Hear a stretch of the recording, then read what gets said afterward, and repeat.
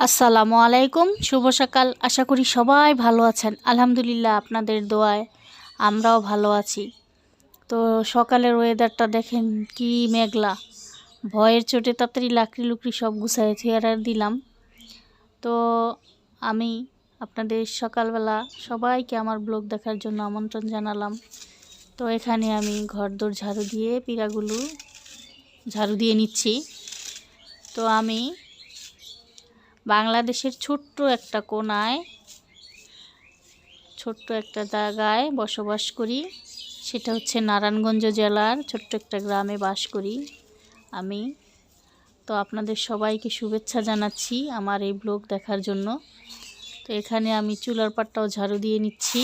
এখানে আমি লাকড়ি চুলায় রান্না করি, প্রতিদিনই ঝাড়ু দেই। তো শেয়ার করি না, আজকে আপনাদের সাথে শেয়ার করে নিলাম। কারণ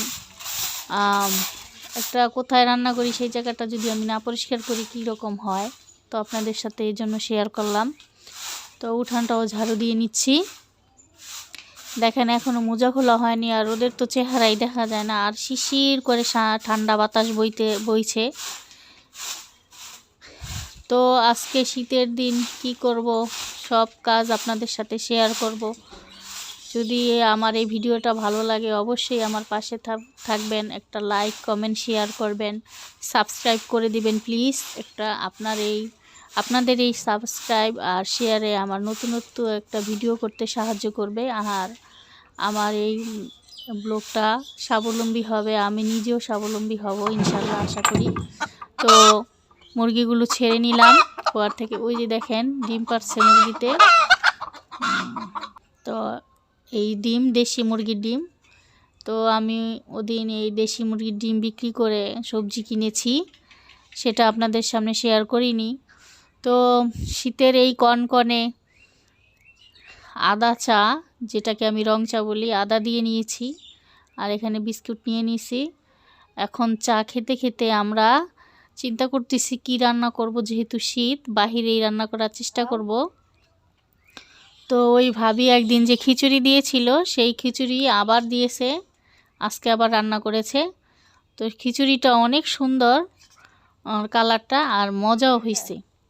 তো এখানে গল্প করতে করতে আমরা সবজিগুলো কেটে নিলাম। এখানে সিম আলু দিয়ে নিরামিষ রান্না করব, আর মাছ দিয়ে বেগুন ফুলকপি দিয়ে রান্না করব। তো এখানে আমি লাকড়ির চুলায় চলে আসলাম। রোদ উঠেনি, কিন্তু বাহিরে লাকড়ির চুলায় গরমে রান্না করলে একটু শরীরটাও গরম হবে। এখানে আমি সবজিগুলো কড়াইতে দিয়ে দিলাম, আর দিয়ে দিচ্ছি আদা রসুন বাটা, আর দিয়ে দিচ্ছি হচ্ছে লবণ পরিমাণ মতো, যে যতটুকু খান। আর এখানে দিয়ে দিব সামান্য হলুদ, বেশি দিব না, কারণ এটা আমি বেশি হলুদ কালার করব না, সবুজ সবুজ থাকবে। আর লাকড়ির চুলায় যেহেতু আমি রান্না করব, তো একটু হলুদ সবুজ না থাকলে ভালো লাগে না খেতে। আর পেঁয়াজ কাঁচামরিচ দিয়ে নিলাম এখানে। এখন আমি এটা ঢেকে দিব, পরে আবার আসতেছি আপনাদের সামনে। তো বলছিলাম যেটা, তো বাংলাদেশের ওয়েদারটা হচ্ছে ষড়ঋতুর দেশ। এখানে শীতের দিনে যে শীতের সবজিগুলো হয় সেগুলো দিয়ে রান্না করে খেতে ভালো লাগে। তো আমি এখানে টমেটো দিয়ে দিচ্ছি, নাড়া দিয়ে নিচ্ছি ভালোভাবে, আপনারা দেখতেছেন। তো এখন আমি এটাকে বাগার দিয়ে নিব। তেল দিয়ে দিলাম, কড়াই গরম হয়ে গেছে, রসুন দিয়ে দিলাম, এখন পেঁয়াজ দিয়ে নিব। তো আমার এই সবজিটা বাদামি কালার হয়ে গেছে পেঁয়াজটা, সবজিটা ঢেলে দিলাম, এখন নাড়া দিয়ে নিব ভালোভাবে।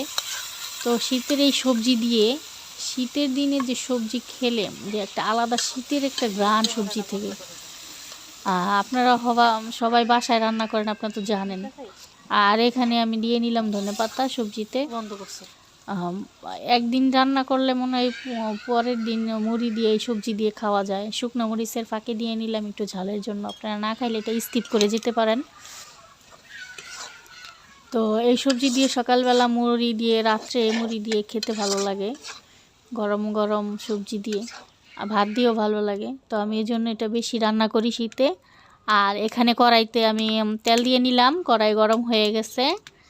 এখন এখানে আমি লবণ দিয়ে নিলাম যাতে আমার মাছটা লেগে না যায়। একটু নাড়া দিয়ে নিব। এখন আমি এখানে মাছ দিয়ে দিচ্ছি, পোয়া মাছ। আজকে আমি পোয়া মাছ দিয়ে ফুলকপি, আলু আর টমেটো দিয়ে রান্না করব। অনেক দিন যাবৎ পোয়া মাছ অবশ্য পাতা দিয়ে রান্না করলে ভালো, কিন্তু এখানে ভাবলাম সবজি আছে যেহেতু সবজি দিয়ে রান্না করি। আমি এই সবজিগুলো এনেছিলাম ডিম বিক্রি করে। তো যেহেতু আমরা গ্রামের মানুষ আর আমরা গৃহিণীরা সাধারণত ঘরের মুরগির ডিম, গাছের তরকারি এগুলো যদি বেশি হয় বিক্রি করে দেই, আবার আমরাও খাই। এই যে গ্রামে থেকে এগুলো পালন করা আর গাছ লাগানো, এগুলো অনেক মানে আনন্দই আলাদা। যারা গ্রামে থাকেন এই সব কাজ করেন আর মুরগির ডিম থাকে, সবজি থাকে, তারা আমরা যারা রান্না করেও খাই আবার বিক্রিও করি, মানে এত যে একটা আনন্দ। তো যারা না করেন হয়তো দেখেন, তাদেরও এরকম আনন্দ লাগে, দেখতে ভালো লাগে। তো ওখানে আদা রসুন আর লবণ দিয়ে নিলাম, একটু লাড়া দিয়ে নিব যাতে আদা রসুনের গন্ধটা চলে যায়। এখন এখানে আমি হলুদের ফাঁকি আর মরিচের ফাঁকি দিয়ে নিব।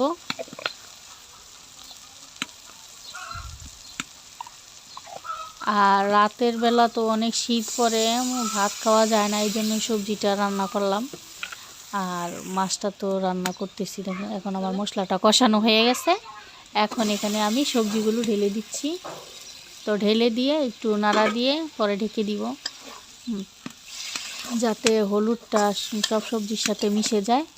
তো এখানে আমি আর লাকড়ির চুলায় না রান্না করলে মানে সবজিটা মনে হয় অনেক সিদ্ধ হয়ে যায় তাড়াতাড়ি। আর হচ্ছে আপনাদের সাথে এই সিক্রেটটা শেয়ার করি, মানে একটা আলাদা একটা ঘ্রাণ আর তেল তেল চিটচিটে ভাবটা মানে কম হয়, আর একটু ঝোল ঝোল খেতে ভালো লাগে। তো আমি এই ঝোল ঝোলটাই রাখি। তো এখানে আমার তরকারিটা হয়ে গেছে। এখন এখানে আমি ধনেপাতাটা দিয়ে দিলাম, একটু নাড়া দিয়ে নেব আর একটু তরকারিটা একটু ভালোভাবে ধনেপাতাটা মিশে যাবে যাতে। তো এখানে আমি আবার একটু ঢাকনা দিয়ে দিব যাতে ধনেপাতার ঘ্রাণটা তরকারির সাথে ভালোভাবে মিশে যায়।